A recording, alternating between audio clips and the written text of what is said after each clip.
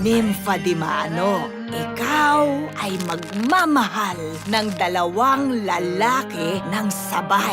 Pag ikaw dyan, may katsat na ibang lalaki, ha? Enjoy your night with your date. Better watch yourself when you're with me. Will I have my way with women? Hayop ka, aka you animal, aka you son of a bitch, which I thought was what that title meant. AKA The Nympha di Mano story is a Filipino adult animation. It is set in a furry world, and it is about a cat lady who lives with her dog boyfriend, and things aren't going great. She works in a fairly low-level job, she's not as connected to her family anymore, her relationship's starting to get into a rut, and she feels as if she's just going nowhere in life. That is, until she meets a handsome billionaire playboy dog who takes an interest in her, and a secret love affair commences. The movie was made by Rocket Sheep Studios, a company that does a lot of commercial work and short films, but have recently gone into the feature film game, with this one being their second. The director and crew's first film I haven't seen yet, but it's called Saving Sally, and it is apparently a love story starring two live-action humans in a cartoon world where a guy is in love with his best friend whose boyfriend is literally a dickhead. Like, yep. Alright. I first heard about Hayop earlier in the year, where I saw a trailer for it on Cartoon Brew or whatever, and I thought, this seems cute. Might not get around to seeing it though. And then I heard it was coming to Netflix, the home of the furries, and, well, I guess I'm seeing it now. So I boot up the page to find that it is not there. Turns out it's on Filipino Netflix. Time for some legal piracy. If I had another takeaway from the trailer, I noticed that it seemed to be giving quite a lot away, to the point where I could basically piece together where the story's going. Which may have contributed to my initial reaction of probably not seeing the film, because I felt like I had already. But hey, it's a trailer, not everyone even knows about this, it could still surprise me. So having now viewed the completed film, I must say, it gave me pretty much what I thought I was gonna get, more or less. If you're looking for something that'll surprise you, this really isn't it. And maybe that was the point? I read an interview with the director beforehand, who basically states that the idea of the movie came from when he was listening to a cheesy telenovela on the radio where the female called her lover an animal in disgust, which got him thinking, wouldn't it be funny if they actually were animals? And 3 years later, we got this. If that's not determination, then you don't know dick.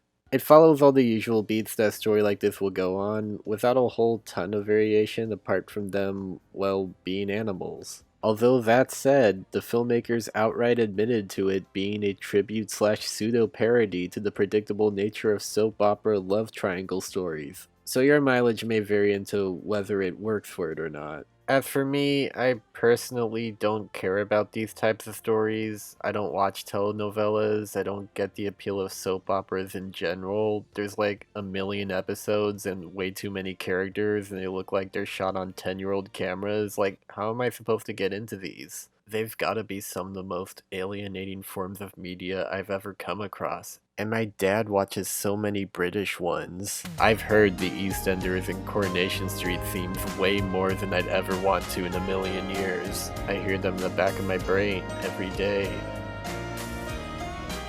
Anywho, that was a tangent filibuster on soap operas. Time to get back to talking about the movie in this movie review. So it's set in grungy Zootopia land, where the characters we follow are motivated by horniness.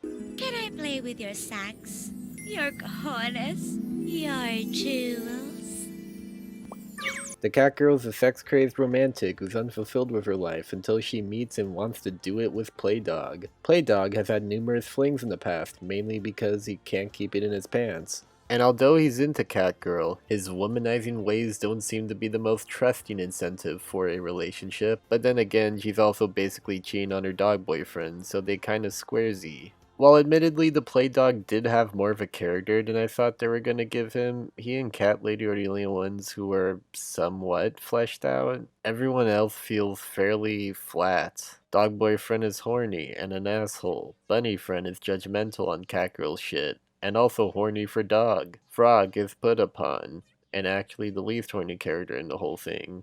I have nothing against a film where everyone's kind of a flawed asshole, but I felt it would have benefited if there was a little more humanity in these animals. Although a lot of those issues I feel result in the script writing. It's fairly ho-hum, definitely not the best, but not the worst, with a lot of double entendres and lustful pining. The pacing in the beginning felt a little too fast for me, like it kinda does throw you into things without a lot of breathing room, but it eventually slows down. I was surprised by how dialogue heavy a lot of the scenes were. It really does feel very soapy, with one-on-one conversations, occasionally punctuated by an amusing visual, which I will talk more about in a little bit. Several plot lines are introduced and never really get much of a development, most notably the Playdog's family drama, which seems to imply that he's kind of the unfavorite in his lineage, and he's trying to get on their good side, but it feels as if the movie forgets that at a certain point. I was also pretty let down by its third act. I'm not going to spoil anything, I'll keep things vague, but at first there were a couple scenes that I thought were pretty good. One was a scene involving Kakarot's family, which was actually kind of interesting. I would have liked to see more of that side story. The other was a scene in which she gets deservedly roasted. That was good. Everything after kinda sucked. A lot of the main conflicts feel rather disappointedly resolved. You get what feels like the same scene several times in a row, with information that's presented as shocking to the character. Even though I feel her and the audience already knew this shit by this point, no one really gets any proper resolution. And the actual final scene, apart from being obvious, just kinda ended on a note of, that's it? Okay. I guess what frustrates me the most about this film is that I could see potential in this story if it didn't play itself too safe. If it had more meat on its bones, it could have been something pretty good. There are definitely good elements in the final product, with the best one, if you could tell from the footage I've shown, easily being its animation and art design. The character designs are very cute and appealing. The movements, while being tween-based, do project a lot of fluidity and subtlety. The scene composition and color palettes are very well coordinated, but what impressed me most of all is easily the backgrounds. All the settings are very well painted. There are all sorts of fun little details scattered throughout. There are various jokes in the background. There are interesting camera angles to go with. There are plenty of extras in various scenes, so the environments never feel empty at all. This really feels like a world. I actually got sucked into some places, and I love animated movies that can do that to me. It also gave me a lot of BoJack Horseman vibes, especially with all the puns and the weird background jokes involving other animals. Now that I think about it, it gave me vibes of several things I like, such as its art style kind of reminded me of Broken Age with how storybook-like its aesthetic is. It has this cartoonish heightened reality that I've seen in shows like Gumball or Tuca and Birdie, with the best examples being whenever characters fight each other. Instead of being portrayed realistically at all, it's presented like something out of Dragon Ball Z or Mortal Kombat. I wish the movie had more of this oddball energy throughout instead of just scattering it far and few between. Most of the humor is sorta repetitive, but visually, when it wants to be funny, it could actually be legitimately funny. I did giggle a fair amount in some parts. There's this one sex scene in particular that's drawn in this jarringly detailed style, and it's so ridiculous and goofy that it was hilarious. That was definitely a highlight. It might also be one of the few adult animations I've seen that actually feels sorta adult. I mean, there's still a lot of sex and some pretty juvenile jokes every once in a while, but it's not overtly crass. Whatever violence there is super cartoony, the swearing count is kept surprisingly light. And like I said earlier, a lot of it is characters conversing with one another over topics that children wouldn't necessarily be interested in. It must have been a gamble to make this film, which is a shame that I can't quite recommend it to everyone. I mean, it's certainly not made for everyone. I skimmed through some high-ranking Letterboxd reviews where people call it misogynistic or not liking its messages, which they probably do have a point, but I didn't watch this with the mindset of picking apart its questionable politics. Hey, so while I was editing this, I came across an interesting bit of trivia. So famed animation and furry reviewer Saberspark is also tackling this very same movie, and he went the extra mile to ask any Filipino followers what their thoughts on the film were. Given that he has the larger following, he had a larger array of answers. One particular thread that stuck out to me revealed that in the Philippines, this film's actually pretty daring. It goes over heavy topics and has protagonists behave in ways very unusual for this type of media there. That really gives a lot more insight into the mixed reception I've been hearing, even though that's not to discourage any legitimate criticism. Just thought I'd share that.